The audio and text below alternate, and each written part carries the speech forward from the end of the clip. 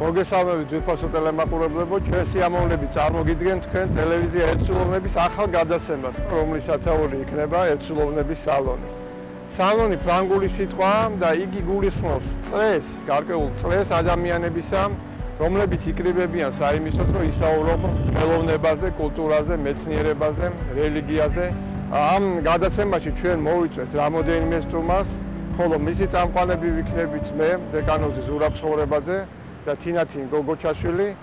ჩვენ მიგრიგობით წავიყვანთ ხოლმე ამ გადაცემას. დიახ, ჩვენ ვისაუბრებთ რელიგიის, ისტორიის, კულტურის, წერლობისა და ხელოვნების სხვადასხვა საკითხებზე. ვისაუბრებთ ისე, რომ არ დავკარგოთ ერთმანეთის და განსხვავებული აზრისადმი პატივისცემა და ბოლომდე შევინარჩუნოთ ერთსულოვნება. სიამოვნებით გიწევთ ერთსულოვნების სალონში ყოველ შაბათს საყამოს. ჩვენ ვფიქრობთ, რომ ეს გადაცემა ბევრ ჩვენ ტელემაყურებელს დააინტერესებს და ისინი სიამოვნებით მოგვისმენენ ჩვენ.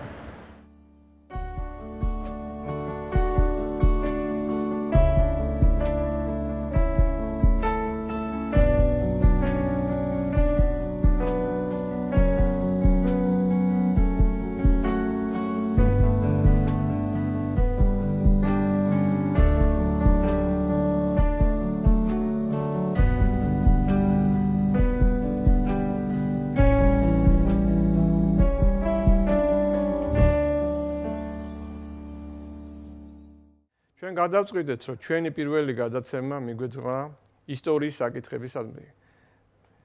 და პირობითად მას ასე დავარქით, ერი და ისტორია. ამ მნიშვნელოვან საკითხზე სასაუბრო ჩვენ მოვიწვიეთ სტუმრები, რომელთაც ახლა სიამოვნებით წარმოგიდგენთ.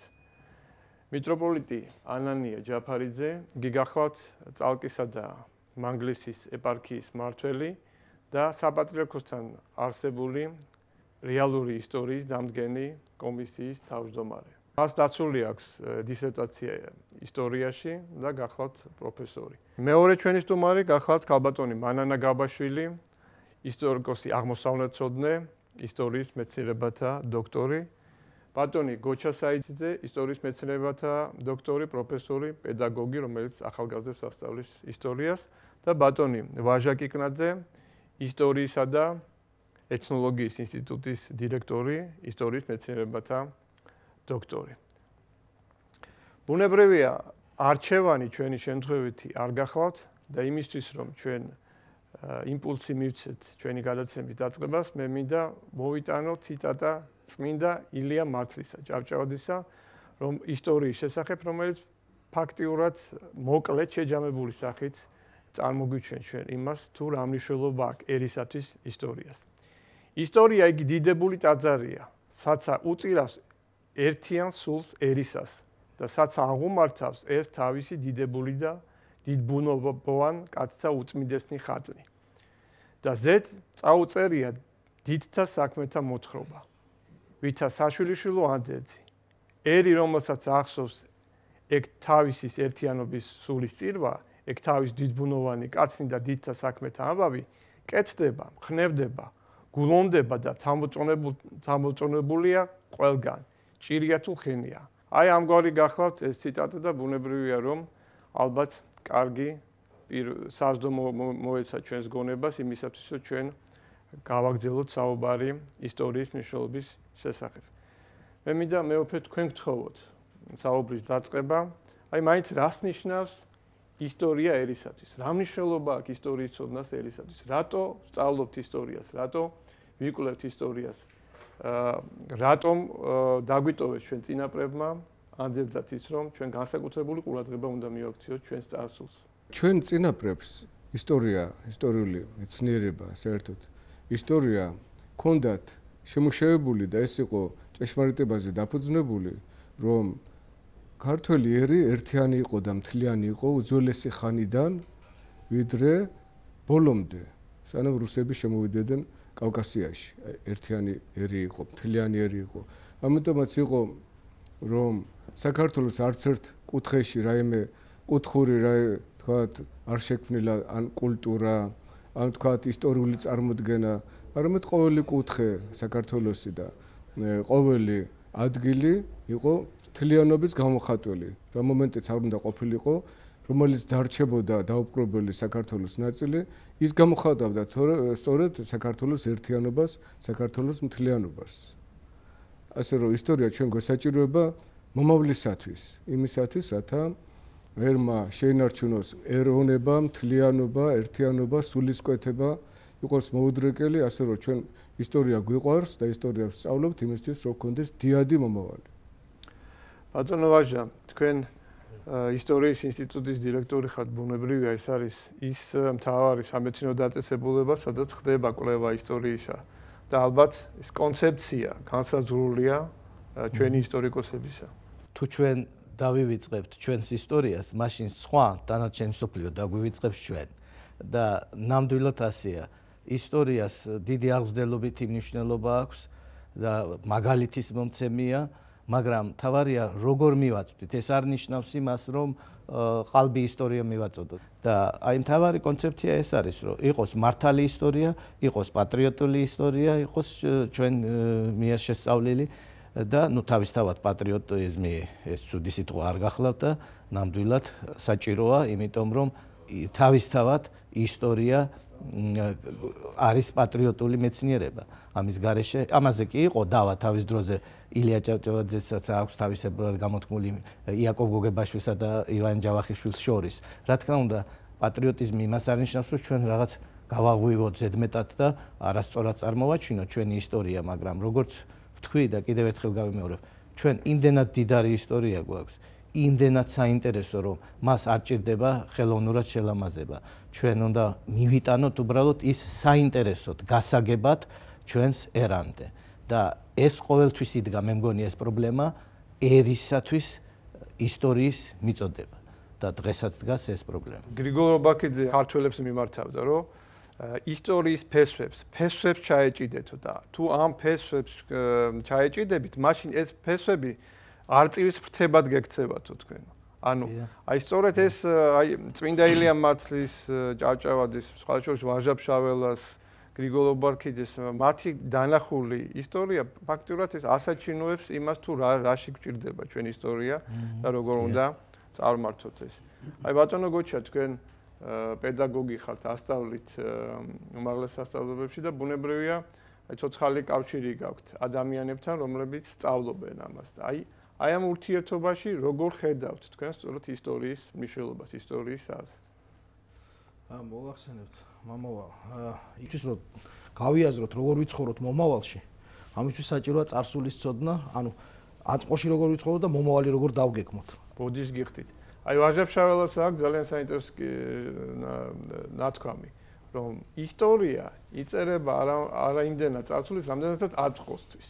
ძალიან აი სწორედ ეს და მე დავიტყოდი ამ შემთხვევაში, რომ მომავალი კიდევ განსაკუთრებულად მნიშვნელოვანი, იმიტომ რომ ჩვენ ყოველთვის გვქონდა პრობლემა აწმყოს საკითხი ყოველთვის მძიმე დიდგა ჩვენთან, იმიტომ რომ ეს ჩვენი სახელმწიფო ტერიტორიას, სადაც ჩვენ ვდებარებთ, სადაც ჩვენი ქვეყანა არის, ძალიან გეოპოლიტიკურად ყოველთვის სტრატეგიული ადგილი იყო ძირითად შემთხვევაში და ბევრი სახელმწიფოს ინტერესთა გადაკვეთის ტერიტორია იყო და მდებარეობდა და აქედან გამომდინარე ჩვენ მუდმივად გვიწევდა ბრძოლა არსებობისათვის. ეს იყო პატარა ქვეყნის ბედი ასეა.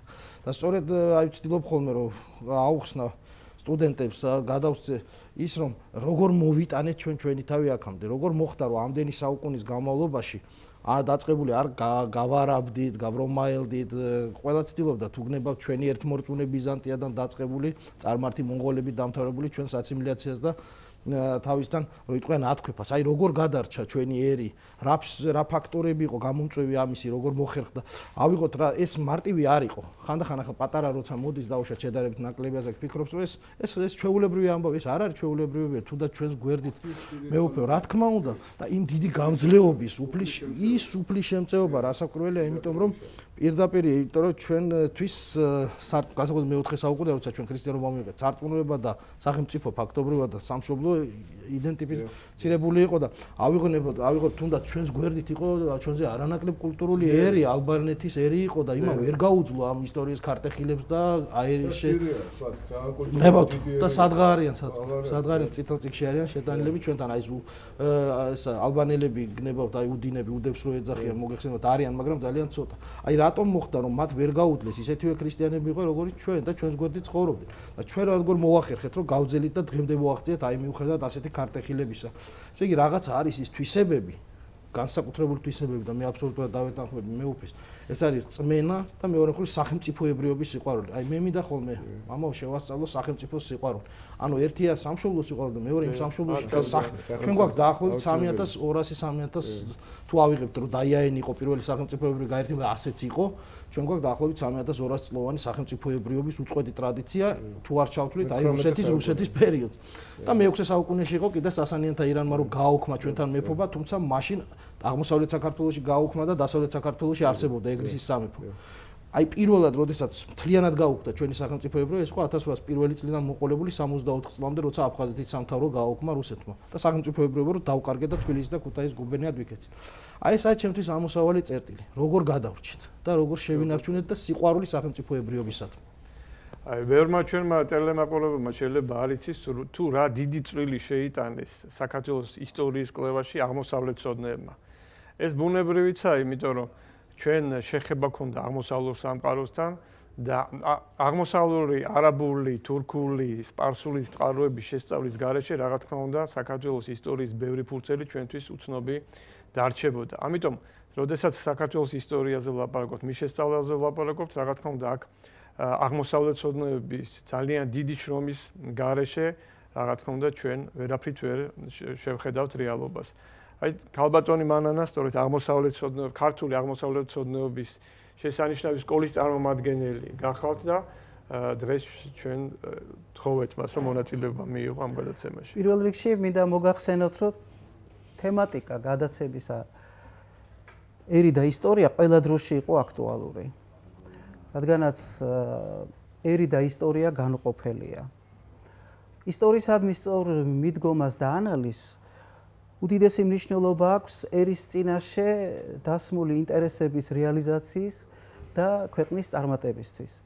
ისტორიის გაყალბება, მასში სიცრუის შეტანა ანგრევს ერისთვის ყველაზე მნიშვნელოვან და ზოგჯერ სასიცოცხლო ორიენტირებს. ისტორიას აქვს ერთი დიდი კანონზომიერება. ის დროში ყველას და ყველაფერს თავის სახელს არქმევს და თავის ადგილს მიუჩენს. ამდენად იმ ადამიანებისთვის, რომლებიც ასპარეზზე გამოდიან საზოგადოებრივი ცხოვრების, ისტორია გახლავთ ყველაზე დიდი მსაჯული, რომელიც განსჯის თითოეულ ჩვენს ქმედებას და ამდენად ისტორია ამ შემთხვევაშიც არის ძალიან მნიშვნელოვანი და უნდა გითხრათ, რომ ქართული ცივილიზაცია, ქართული ისტორიოგრაფიის თანახმად დგას სამ დიდ სვეტზე. ეს გახლავთ ქართლის ცხოვრება, ვეფხისტყაოსანი და სახარება. და საინტერესო გახლავთ, რომ თვითონ ისტორია ამ სამ სვეტს შორის უაღრესად დიდ როლს ასრულებს. და ვეფხისტყაოსანსა და ქართლის ცხოვრებას შორის საერთოდ იმ მხრივაც პოულობ, რომ ის არა მარტო თაობიდან თაობას გადაეცემოდა და ყველაზე დიდი საკითხავი წიგნი იყო, არამედ მასში დევს ძალიან დიდი ინფორმაცია და ამოუწურავი, რაც დღესაც ბევრი თვალსაზრისით კვლევას ითხოვს, თუნდაც ერისა და ისტორიის თვალსაზრისით. და ქართლის ცხოვრებაში იმდენად დიდი ისტორიული გამოცდილებაა ქართველი ერისა და სახელმწიფოებრიობისა და გარდა ამისა გააზრება გეოპოლიტიკური სიტუაციის და იმ რეგიონის, სადაც ჩვენ ვართ და არის ურთულესი, სადაც გადიოდა დიდი საერთაშორისო მაგისტრალები, რომ ეს ითხოვდა განსაკუთრებულ ცოდნას, განსაკუთრებულ ანალიზს და შესაბამისად ისტორიაც წინა პლანზე წამოდის. მიმაჩნია, რომ ეს იმდენად აქტუალური თემებია დღესაც, რომ ჩემი თვალსაზრისით იმათ, ვინც მიდიან პოლიტიკაში, აუცილებლად კარგად უნდა იცოდნენ არა მხოლოდ საქართველოს ისტორია, არამედ ქართლის ცხოვრება პირველ რიგში კარგად უნდა იცოდნენ. იმდენად ის არის დღეს ძალიან თანამედროვე და აქტუალური.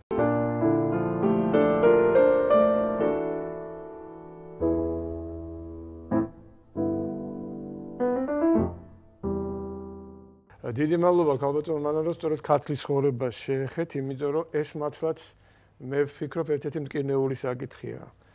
თითქოს დავიწყებულია ქართლის ცხოვრება, ამასში ალბათ თავისი წვლილი შეიტანა ის, რომ ერთი პერიოდი ჰიპერკრიტიკული დამოკიდებულება იყო ქართლის ცხოვრების მიმართ და რაღაც იმდენად რეალურ წყაროთ ის არ მიაჩნდა. არადა ეს არის უაღრესად საინტერესო ძეგლი და ხა რამდენად საინტერესოა მარტო ჩვენს აზროვნებას ვარ დავერწყვნოთ, მე მოვიტან გრიგოლ ობაქიძის სიტყვებს, რომელიც ნაკლებად ცნობილი სიტყვები არადა მე ვფიქრობ, რომ შესანიშნავად წარმოაჩენს ქართლის ცხოვრებას.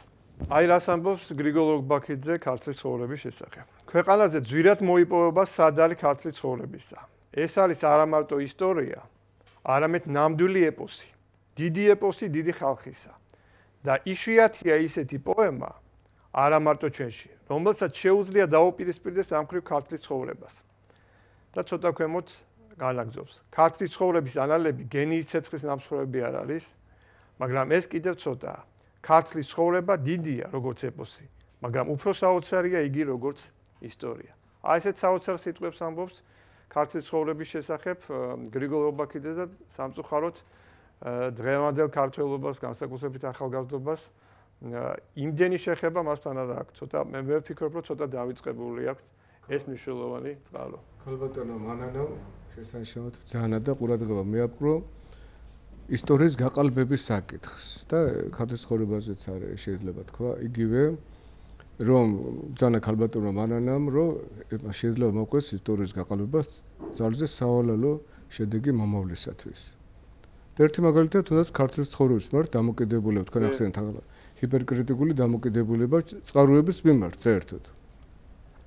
ჩვენში მე-19 საუკუნეში და მე-20 საუკუნეში ბატონი ვაჟა აქ ბრძანდება ჩამოყალიბდა საისტორიო მიმართულება, რომელიც იყო ძალზე კრიტიკულად და მეტისმეტად კრიტიკულად განწყობილი თვითივანე ჯავახიშვილის საისტორიო წყაროების მიმართ და მოხდა ასეთი და დღესაც ასეა, რომ ქართლის ცხოვრება მაგალითად როგორც დასავლეთ საქართველოს მიმართ წყარო გამოუყენებელია. მეტყვი რომ ქართლის ცხოვრება ამბობს ფარნავაზიდან მოყოლებული უწყვეტად ვახტანგ გორგასლამდე და მე წყვეტილი იყო გახსოვთ თქვენ და შემდგომ ამისა რომ ყოველთვის დასავლეთ საქართველოს შედიოდა მოიაზრებოდა როგორც ქართლის სამეფოს ან და საქართველოს სახელმწიფოს ერთ-ერთი ნაწილი ყოველთვის მუდმივად. მაგრამ მე-20 საუკუნეში ჩამოყალიბდა თვალსაზრისი საისტორიო სკოლაში მიმართულებაში, რომელიც დღესაც ისწავლება და რომელიც ასახულია ყველა ჩვენს ენციკლოპედიაში თუ სახელმწიფოში, რომ დასავლეთ საქართველოს მხოლოდ მე-9 საუკუნის შემდგომ თითქოს და შემოვიდა ქართული სახელმწიფოებრივი სივრცის ნაწილი შემდგომ გახდა, თითქოს მოხდა დასავლეთ საქართველოს მოსახლეობის ქართიზაცია და როგორც წყარო გამოუყენებელი არის და უთითებენ როგორც წესი ბერძნულ წყაროებს, თქვა პროკოფიკეს არის კიდე ნოტიციებს და სხვა, მაგრამ თუ კარგად წავიკითხავთ სინამდვილეში პროკოფი ახლა მე საგანგებოდ გამოვეცი წიგნი კიდევაც პროკოფიეს ტრაბონზე ისინი აღწერენ სულ სხვა ქვეყანას, რომელიც სამხრეთ დასავლეთ საქართველოს იყო და რა დასავლეთ საქართველოს, ასე რომ ქართლის ცხოვრება და ბერძნული წყაროები ერთმანეთს არ წინააღმდეგებიან. ასე რომ მე იმედი მაქვს, რომ სამომავლოდ ქართლის ცხოვრების ავტორიტეტი კვლავ აღსდგება. ანუ შეიბღარა მე-20 საუკუნეში ძალზე ძლიერ და ამჟამადაც ასეა, როგორც წყაროს ავტორიტეტი, მაგრამ მე ვფიქრობ, რომ ეს აღდგება. აი სწორედ ასეთი მიდგომა, რომ დასავლეთ საქართველოს თითქოს და არ შედიოდა ქართული ეკლესიის იურისდიქციაში და მხოლოდ მე-19 საუკუნეების შემდგომ თითქოს შემოვიდა ქართული ეკლესიის იურისდიქციაში. აი დღესაც ამას აქვს ძალზე სავალალო შედეგი. აი დღესაც არის სეპარატისტული საეკლესიო ჯგუფები, რადგანაც აფხაზეთში ახლა პოლიტიკურად მიიტაცეს მიწაწყალი საქართველოს ისტორიული და ახლა უნდათ ეკლესიურად მიიტაცონ მიწაწყალი აფხაზეთისა ჩადიან კონსტანტინოპოლში, რუსეთში ხო ჩადიან საეკლესიო სეპარატისტები გამოჩნდნენ, რომლებიც ამტკიცებენ, რომ აი ნახეთ, თვითონ წერენ ქართველი ისტორიკოსები, რომ დასავლეთ საქართველოს 500-600 წლის მანძილზე თვითონ ქუთაისიც კი თითქოს და იყო კონსტანტინოპოლის იურისდიქციაში. დაკვირვით აღინიშნა ქართლის ცხოვრებისადმი დამოკიდებულება არ იყო ერთგვაროვანი და თუ კი იყო მისი გაყალბებისა და არასწორი მიდგომის ცდელობა, ეს გარედან მოდიოდა. და ამაშიც სხვათა შორის დიდი აზრი იდო და რატო? იმიტომ რომ ქართლის ცხოვრება არის ეს დიდი წიგნი, სადაც დევს მთელი ის მექანიზმები, მთელი ის მასალა უაღრესად მნიშვნელოვანი, რომელიც ჩვენ გვაძლევს იმის საშუალებას დავსვათ საკითხი თუ რითი და როგორ გადარჩა საქართველო.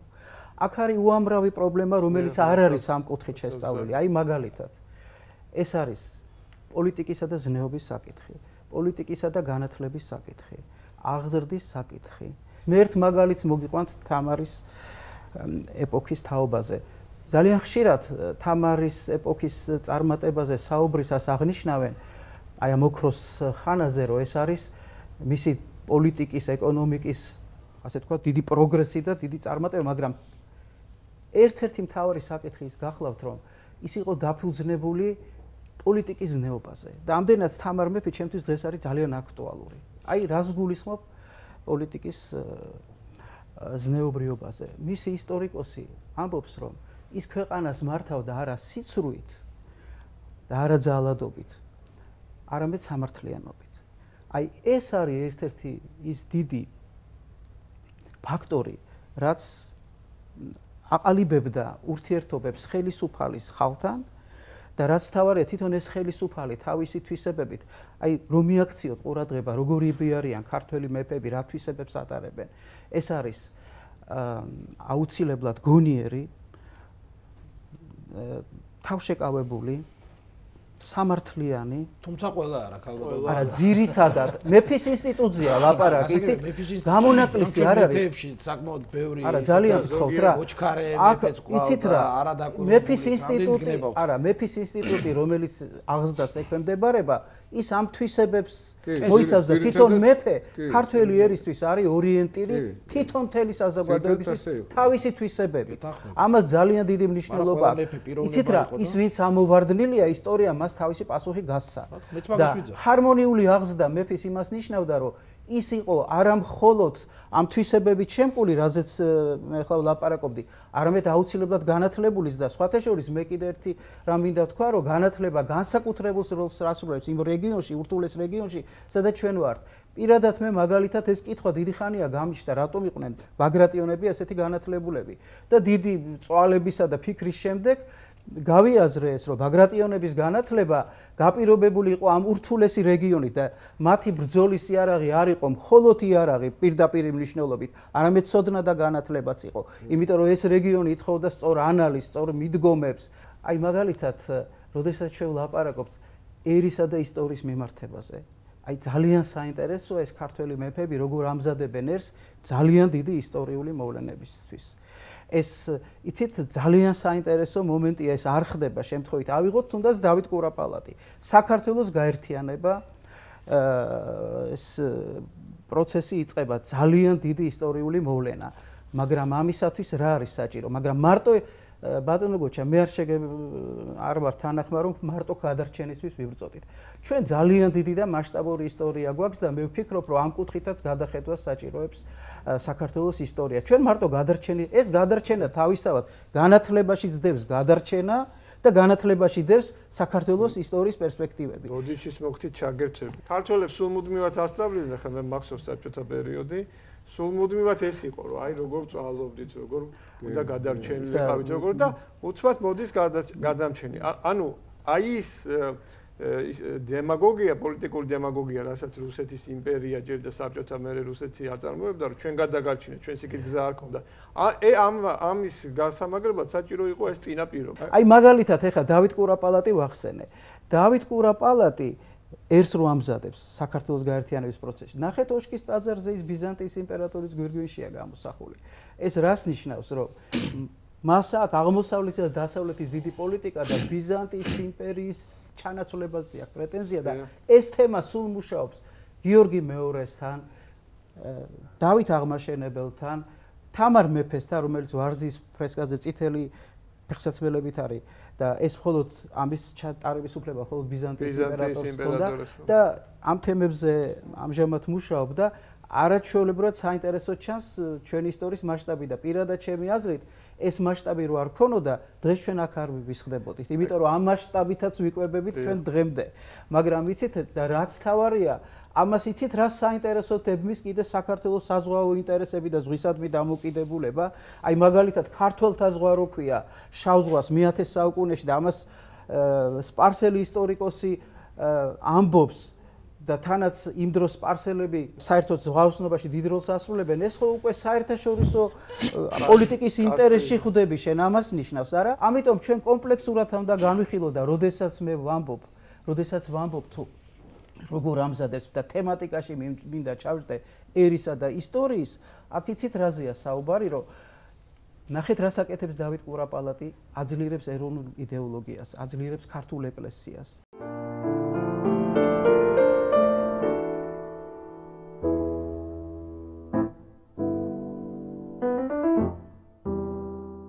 ქართლის ცხოვრება ნამდვილად სწორად წამოიწია წინ, იმიტომ რომ აი მეც ვკითხულობ ლექციას თბილისის სახელმწიფო უნივერსიტეტში და პირველი ლექცია სუძუნი ქართული წყაროები და ქართლის ცხოვრება.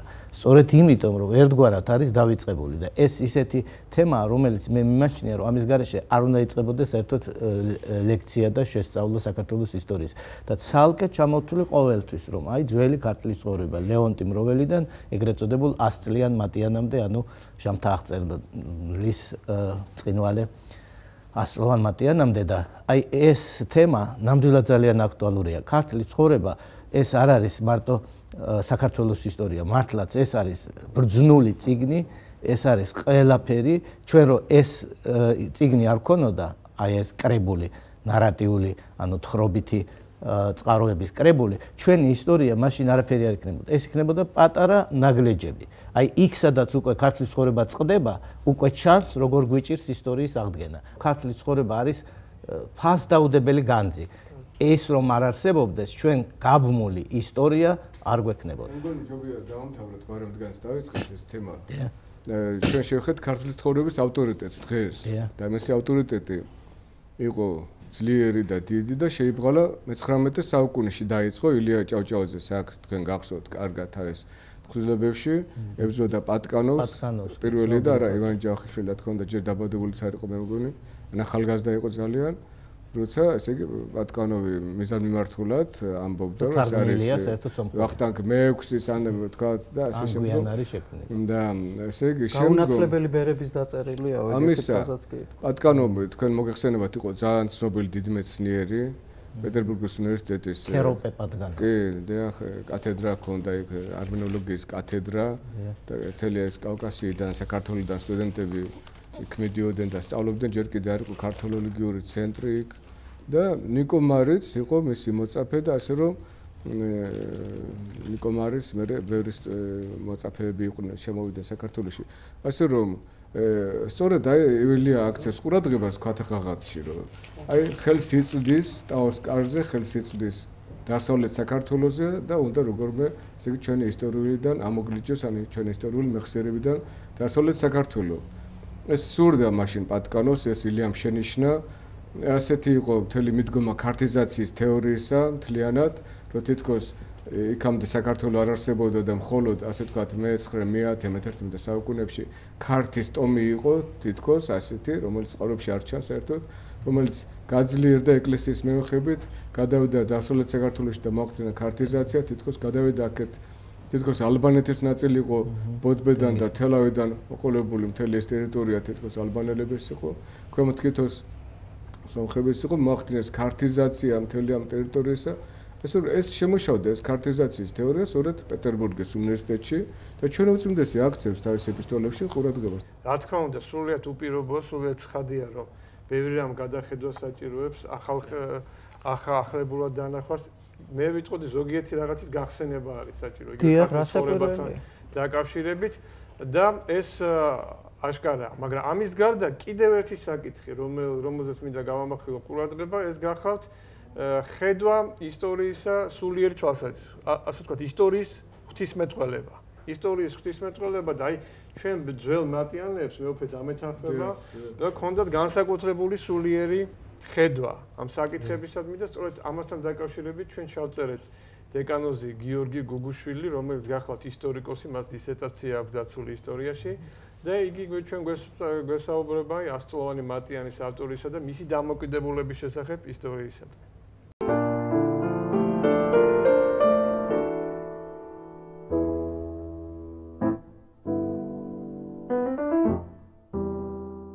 სხვადასხვა მემატიანე აღსრულებულ მოვლენათა გადმოცემისას ყველა ფაქტს ხსნიან ღვთის განგებით. საღვთისმოწყალო კუთხით იხსნება ყველა ფაქტი. აი საღვთისმოწყალო კუთხით ქართლის ცხოვრების აგების მთელი ეს ქარგა მიყვება ამ ბიბლიურ ისტორიას. და აი ამ მეთოდს, როცა ისტორიული მოვლენები ახსნილი არის საღვთისმოწყალო საფუძვლებით, საღვთისმოწყალო გააზრებით, მას პროვიდენციალური მეთოდი ეწოდება. პროვიდენციალური ეს ღვთის განგებით ახსნა მოვლენების, ესე ვქვია.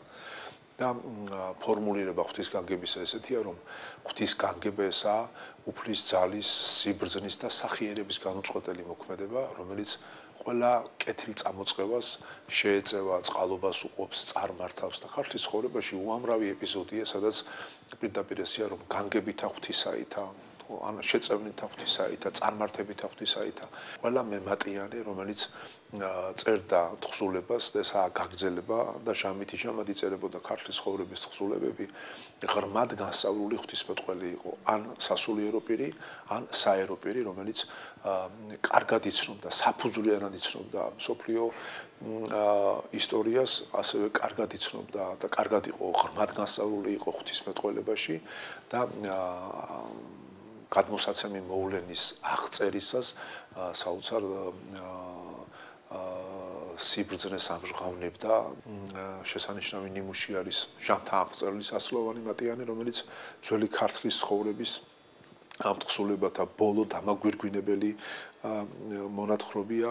მას მეცნიერებმა უწოდეს ასლოვანი მატიანე, რადგანაც სწორედ თამარის შემდგომ ლაშა გიორგის გამეფებიდან ვიდრე გიორგი ბრწყინვალეს გამეფებამდე ასლოვან მონაკვეთს, ერთ საუკუნოვან მონაკვეთს აღწერს და გადმოცემულია ყველა მნიშვნელოვანი ამბავი და ფაქტი და გაანალიზებული ამავე დროს და მის ავტორს ჟამთა აღმწერელი უწოდეს. დღეს კი ამ საკითხებს ნაკლები ან საერთოდ არ ექცევა ყურადღება საღვთისმოწყალო კუთხით და საერთოდ აი ეს არის ალბათ მომავლის საქმე, მომავალში აღსასრულებელი საქმე, რომ მემატიანეებმა, კვლევარებმა, რომლებიც გადაავლებენ რა თვალს ამ პერიოდში აღსრულებულ მოვლენებს ერთმანეთთან მიზეზ შედეგობრივი კავშირები მოძებნουν.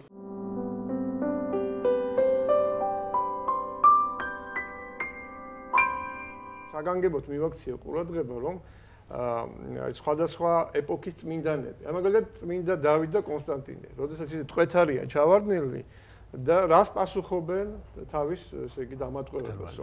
არა თქვენი ღირსების გამო უბრალოდ ჩაგვაგდოთ თქვენ ხელში, არამედ ჩვენი ცოდვების გამო, იმის გამო, რომ ჩვენ გადავედით ღვთის ცნებებს. ანუ და ეს არ არის გამონაკლისი.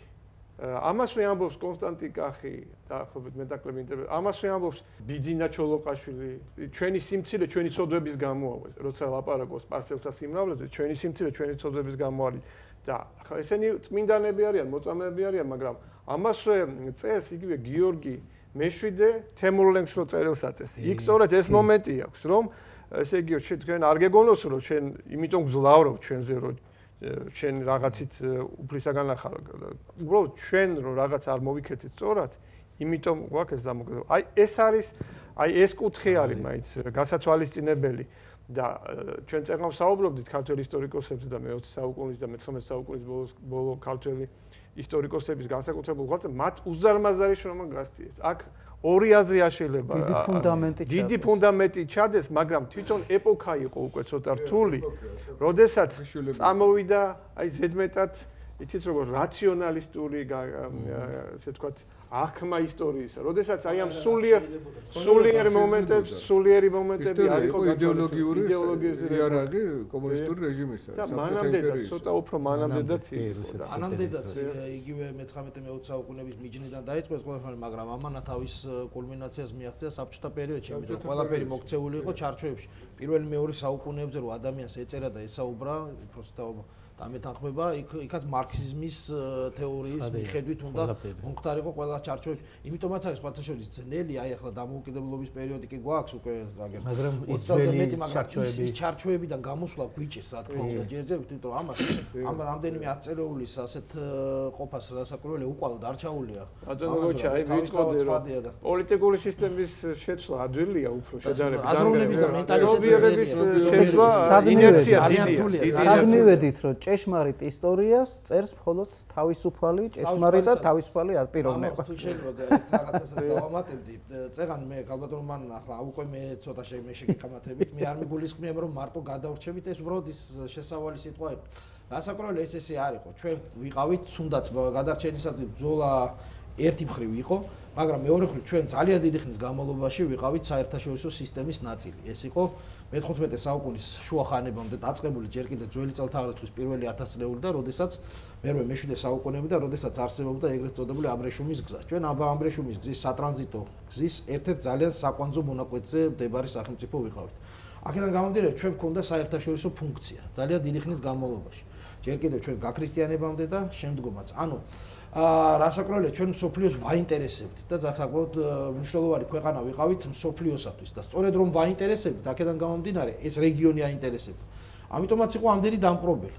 და როცა ჩვენ სახელმწიფოებრიობა გქონდა იმ პერიოდში რასაკროელი აქ მარტო გადარჩენაზე ლაპარაკი არის. თუნდაც ერთიანი სახელმწიფოებრიობა რო გქონდა, იქ როგორ შეგვიძლია ვისაუბროთ გადარჩენაზე. პირიქით ჩვენ ძალიან დიდი წვლილი შეგვქონდა იმ დროიდან საერთაშორისო ურთიერთობებში და ის მაგალითი რომ მოიტანა ქალბატონმა მანანამ გიორგი ბრწყინვალის მაგალითი რასაკროელი ეს სიმპტომატურია იმიტომ რომ სოფლიო პატივცემდა თუნდაც ერთი მაგალითი რომ მოვიტანოთ რომ გიორგი ბრწყინვალის იმდენად პატივცემდა ეგვიპტის სულთანი თუნდაც მაჰმადიანის სამყარო იმდენად დიდ პატივცემდა რომ არა მარტო დაგვიბრუნა იერუსალიმის ქართველთა ჯვრის მონასტერი, რომელიც წართმეული ჰქონდა მის წინაპრებს მე-13 საუკუნის 70-იან წლებში დემეტრე თავდადე მისი მამის დროს. არა მარტო დაგვიბრუნა, არამედ კლიტენი იერუსალიმისანი გადმოგცა, ანუ ქრისტეს აღდგომის, ასე ვთქვათ, ტაძარი, სადაც მაცხოვარი არის დასაფლავებული და ის 2 საუკუნის განმავლობაში ეს უზარმაზარი მნიშვნელობის მოვლენაა, რა თქმა უნდა. მე განსაკუთრებით ამას გულისხმობდი ქალბატონო მანანა მე სწორედ როდესაც ჩვენ ეს საერთაშორისო ფუნქცია რო დავკარგეთ, ანუ მე-15 საუკუნის მიწურულიდან. როდესაც სახმელეთო გზამ აბრეშუმის გზამ დაკარგა თავის ფუნქცია, იმიტომ რომ საზღვაო გზები აღმოჩნდა. აქედან მოყოლებული ძალიან და როდესაც ევროპა პრაქტიკულად გაირიყა ამ რეგიონიდან, აღარ აინტერესებდა ევროპას მე-16 საუკუნიდან მოყოლებული ეს რეგიონი. მთლიანად რეგიონი არ აინტერესებდა. განაჩვენებ ჩვენ ხელისუფლებს არ ქონიათ ერთი და ორი მცდელობა ქონდათ. ყველამ კარგად მოგეხსენება დაწყებული ლუარსა პირველი, სიმონ პირველი, თეიმურაზ პირველი, სპეციალურად აგზავნის დიდ ქართველ მამულიშვილს ნიკოლოზ ჩოლოყაშვილს ევროპაში. სულხან საბას რამდენი რკინის ქალამნები ჩაიცვა კაცმა, მაგრამ არაფერი გამოუვიდა. ერეკლე მეორე გეორგიევსკის ტრაქტატის დადების წინა წელს 1792 წელს აგზავნის ელჩობას არაერთ სახელმწიფოსთან და ერთადერთი თხოვნით რომ იქნებ მასესხეთ ფული რომ ჯარის გარკვეული კონტინგენტი შევქნა რაღაც ნაწილი და დაგიბრუნებ შემდგომ ამ ვალს. ისიც კი იმაზედაც კი არ დაინტერესდა იმ დროინდელი ევროპა, იმიტომ რომ ეს რეგიონი არ აინტერესებდა. ყველაფერი ამას, რაზეც ჩვენ საუბრობთ ისტორიის მნიშვნელობაზე, ერთ-ერთი მთავარი მნიშვნელობა აქვს ის, რომ რამდენად მომავალ თაობას გადავსემთ, რამდენად იცის მომავალმა თაობამ, რამდენად სწავლობს, რამდენად აინტერესებს.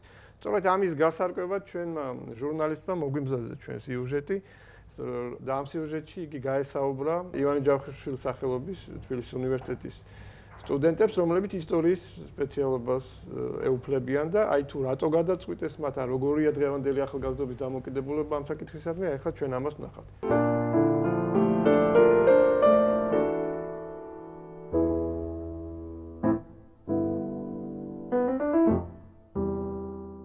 ჩვენი თაობა რაღაც სკეპტიკურად უყურებს საქართველოს ისტორიას, ზოგადად ისტორიას და რაღაც ნარატიული თხრობა გონიათ და ზღაპარი. არა და ეს ასე არ არის. ტენდენცია ისეთია, რომ რაღაც ისე გიყურებენ რაღაც მასწავლებელი ისტორიის და რაღაცნაირი კითხვებით. და მინდა ყველას უთხრა, რომ ამაში არაფერი არ არის ისეთი კარგი ისტორიის მასწავლებელი, ანუ ნებისმიერ სხვა არ ჩამოუვარდება სხვას. რაღაც უცნაური სერიალების და რაღაც პროგრამების მაგივრად უნდა გადიოდეს ესეთი შემეცნებითი ისტორიული, არა მარტო საქართველოს ისტორიის შესახებ, არამედ მსოფლიოს ისტორიის შესახებ, რომ ბავშვებს უფრო მეტი ინტერესი გაუჩნდეთ. მინდა ვთქვა, რომ საქართველოს ისტორიაში ზოგადად ეხლა არის დღესდღეობით ტენდენცია ისეთი, რომ საერთოდ არჩევანი ნაკლებად კეთდება სტუდენტებისგან. საკმაოდ რთული საგანია, სპეციალობაა საკმაოდ რთული, მაგრამ უნდა ითქვას, რომ საკმაოდ საინტერესოა. თან საერთოდ ზოგადად უნდა ვიცოდეთ ის ყველა ქართველმა და ზოგადად ყველა სტუდენტმა და ყველა ახალგაზრდამ, რომ საკუთარი ისტორიის ცოდნა ეს ნიშნავს საკუთარი წარსულის და მეობის ცოდნას. დღეს უფრო მოდური, ასე ვთქვათ, არის იურისტობა ან სოციოპოლიტიკური სპეციალობები, მაგრამ თავარი არ არის რა არის მოდური ის არის რაც შენ გინდა. ჩემთვის იმიტომ იყო ეს პროფესია მიმზიდველი, რომ ბავშვობიდან მიყვარდა ჩემი ქვეყნის ისტორია და ამ ხრივ ამიტომ ჩემი სურვილიც იყო, რომ სწორედ ისტორიულზე ჩამებარებინა და ამასთან მე ვთვლი, რომ საკუთარი ქვეყნის ისტორია ყოველთვის მაგალითია იმისთვის, როგორ უნდა იცხოვრო აწმოში და როგორ უნდა იყოს შენი ქვეყნის მომავალი. ამიტომ მით უმეტეს ისეთი ისტორიის მქონე ქვეყანა, როგორც ჩვენ ვართ და ამიტომ ჩვენ უფლება არ გვაქვს, რომ ჩვენი ისტორია არ ვიცოდეთ. დღეს ითვლება რატომღაც, რომ ნაკლებად პერსპექტიული დარგია და პრაგმატული მოსაზრებებიდან გამომდინარე ჩვენი ახალგაზრდები უფრო ირჩევენ სხვა მიმართულებებს და აქ ნაკლებად მოდიან. ეროვნულ გამოცდებზე აი ეს რაღაც 7 თუ 20 ეხლა უკვე 20 უნდა ჩაწერო და ისეთ ძალიან ხშირად ისეთ ფაკულტეტზე ხვდებიან, რომელზეც საერთოდ აზრზე არ არიან რა არის. და შემდგომ მან უბრალოდ ისე ირჩევენ რაღაცას, რომ აი მაგათად ისტორიას იმიტომ ირჩევენ, რომ გონიათ, რომ ისტორია ადვილი სასწაულია, მარტო ამბებია. და რა უნდა მაგის სწავლას ადვილად გავალთ ფონს. ისტორია მე პირადად იმის გამო ავირჩიე, რომ ამან ოჯახურმა გარემომაცხელი შეუწყდა ჩემმა ცხოვრების წესმა. პირადად მე გალობით ვარ დაინტერესებული და მაინტერესებს, რომ აი ჩემი ქვეყნის შესახებ ყველაფერი ვიცოდე, თუნდაც გალობის ისტორია. და ადამიანები დღეს ისე ტენდენცია, რომ თითქოს ისტორია არ არის რთული საგანი და ყველა ამის გამო მოდის, მაგრამ იგებენ, რომ რთულია და პირიქით იურდულზე გადადიან, ასეთ შემთხვევები ბევრი იყო.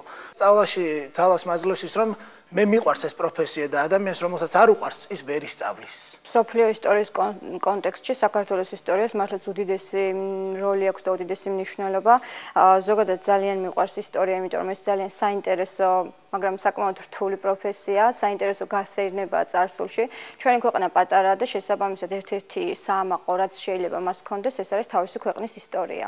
იმისთვის რომ არ მოხდეს მსოფლიო გლობალიზაციაში მისი დაკარგვა.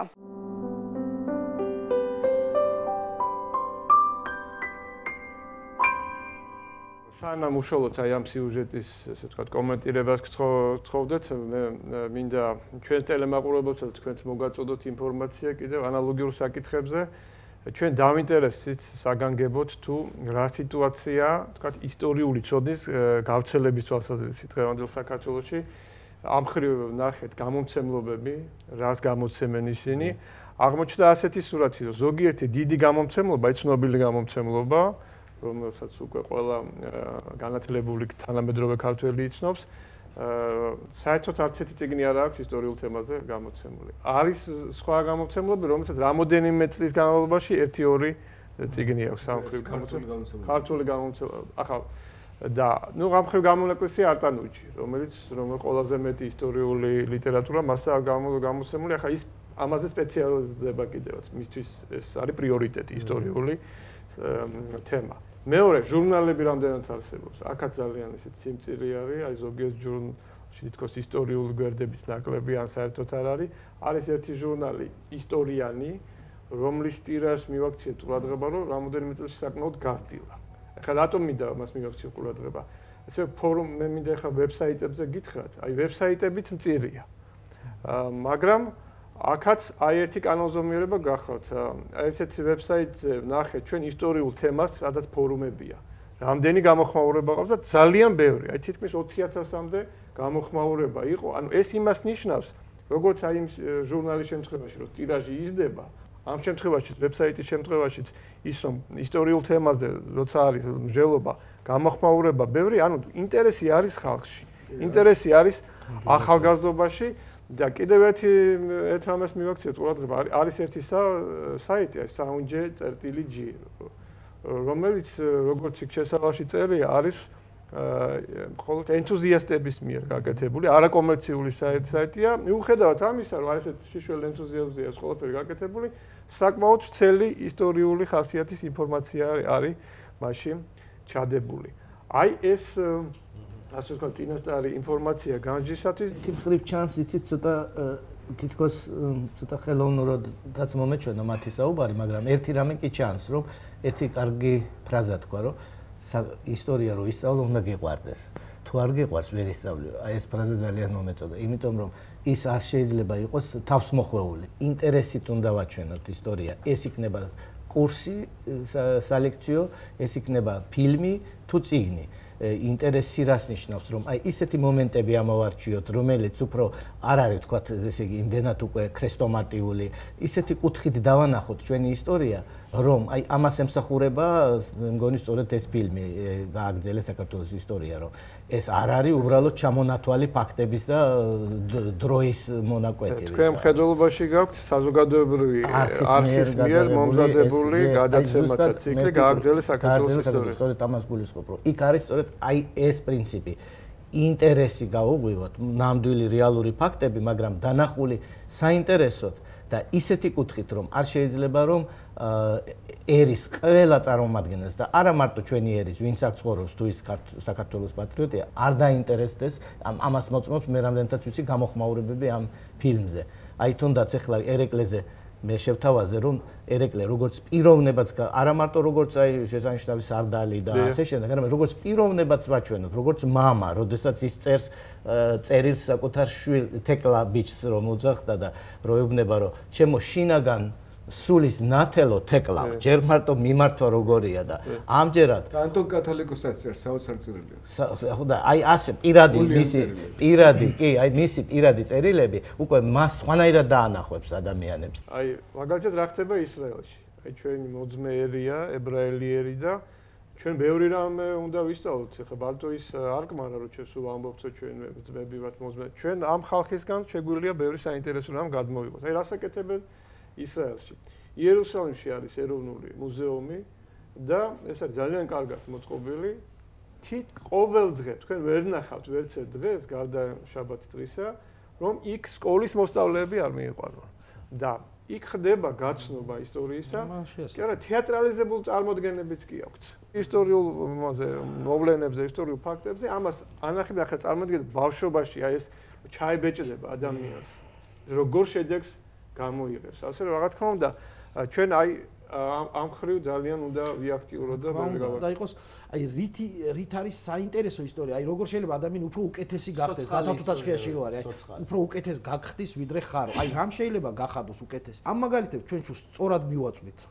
მოზარდ თაობას, ახალგაზრდა თაობას და ადამიანი ეცია ნათქვამი რომ 23, 24, 25 წლის ასაკში ყალიბდება პიროვნებად და მე უკვე ძნელია მისი გამოცვლა, მაგრამ 18-დან 17-18-დან 25-მდე კარგი დროა ამისათვის რომ კიდე გამოცვალო ასე კარგი საფუძველი უნდა იყოს. მანამდე უნდა იყოს კარგი საფუძველი და ეს უნდა იწყებოდეს კიდევ მეორე ოჯახებიდან. აი ქალბატონო მან იქნებ ახალგაზრდებისა და ისტორიის ახალგაზრდების დამოკიდებულებაზე. აი ესეთი საუბრები უკვე მეტყველებს რომ ისტორიას დაცვა სჭირდება და როცა ისტორიას დაცვა სჭირდება, ეს იმას ნიშნავს რომ არ არის კარგად საქმე. თქვენ სწორედ თქვით რომ ისტორია სიყვარულია, მაგრამ რასაკვირველია, ისტორია იგივე სამშობლოს სიყვარულია.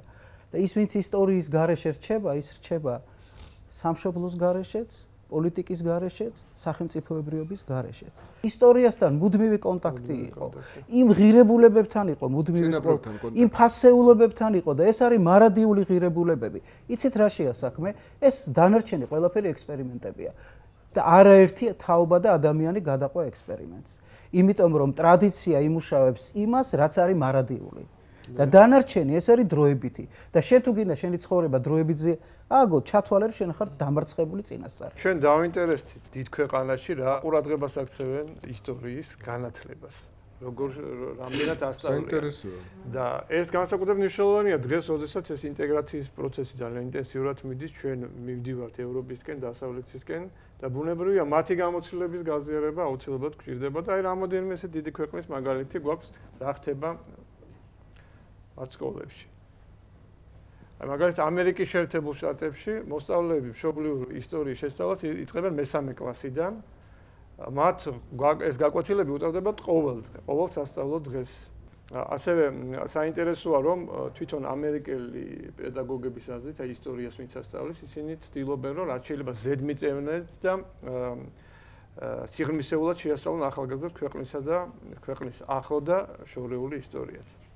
ინგლისშიც იწყება სწავლება დაწყებითი კლასებიდან და მოსწავლეებს კვირაში 60 ჯერ უტარდებათ და გაკვეთილების ხანგრძლივობა 50 წუთია. იტალიელ მოსწავლეებსაც ყოველდღიურად ასწავლიან ისტორიას და ამის გარდა აი რაც საინტერესოა იტალიის გამოცდილებაში, რომ ყოველი თვის ბოლოს კიდე დამატებითი გაკვეთილები უტარდებათ ეროვნულ ისტორიაში ეს ის საკითხებია, რაც მათ აინტერესებს. ანუ ამ თვის მანძილზე თუ რაიმე დაუგროვდათ კითხვები, რაღაც დამატებითი ინტერესები, კიდევ დამატებით უტარებენ მათ ამ გაკვეთილებს.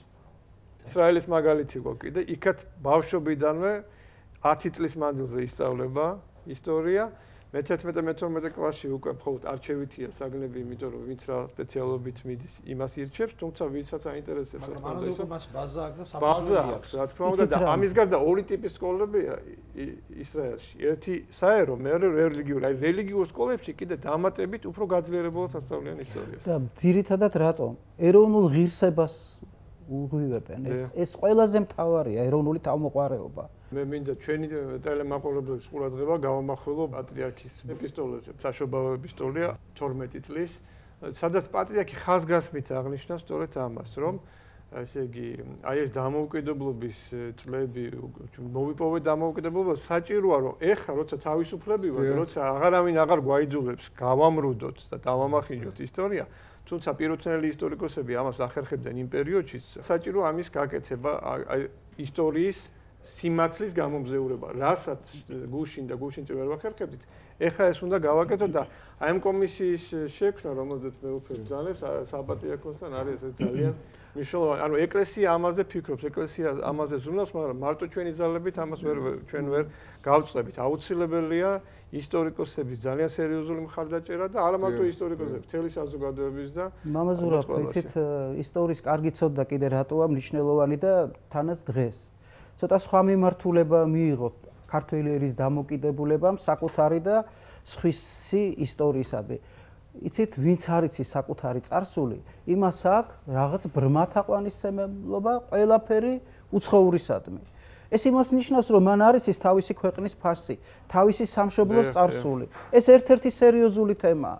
ისევე როგორც ჩვენს აი მეცნიერებასთან ვართ დაკავშირებულები და ვიცით, რამხელა უზარმაზარი მასალადებს, როგორი დიდი წარსული გვაქვს და როგორი დიდი გამოცდილება, თუნდაც ამ თვა რა მეცნიერები მუშაობდნენ და ახალგაზრდამ არიცის ამ დარგში, რომ ეს მეცნიერი მუშაობდა ქართველი და თაყვანს სცემს ჩამოსულს.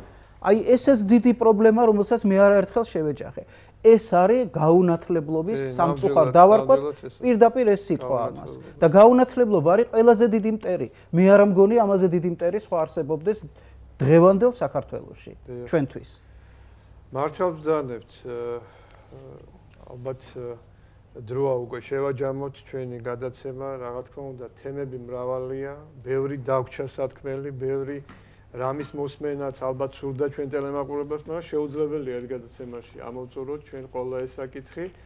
მე მინდა უბრალოდ ჩვენი გადაცემა დავამთავრო ისევ იმ წმინდანის ციტატით, რომლიცაც დავიწყე. წმინდა ილია მართლის ჭავჭავაძის ციტატით, ოღონდ სხვა ციტატით, რომელიც ახსენა ბატონმა გოჩამაც, რომ ერის გათახსირება, ერის დაღუპვა, ერის ასეთ სიტყვასაც ხმარობს ილია, გაწყალება.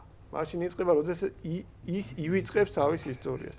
და მოდით, ნუ დავივიწყებთ ჩვენ ისტორიას. მით უმეტეს, რომ დიდარი ისტორია გვაქვს. არ გჭირდება ჩვენ შელამაზებული მოსა, არ გჭირდება ისტორიის შელამაზება. ჩვენ გჭირდება ობიექტური ისტორია, ვიცოდეთ რა ქონდა კარგი, რა ქონდა ცუდი, რომ ეს კარგით და ცუდით გავითვალისწინოთ ჩვენ ატყოშიც და გავითვალისწინოთ ჩვენი მომავლისათვის. და ჩვენც აი ამ სულისკვეთებით დავამთავროთ დღევანდელი გადაცემა. მე მინდა დიდი მადლობა გითხრათ ყველას მობრძანებისთვის და ამ საინტერესო საუბრისთვის. ჩვენ ტელემაყურებელს ემშვიდობებით, დროებით ჩვენ კლავ შევხვდებით ერთმანეთს უკვე სხვა თემებით ჩვენს ეთერში. კარგად ბრძანდებოდეთ.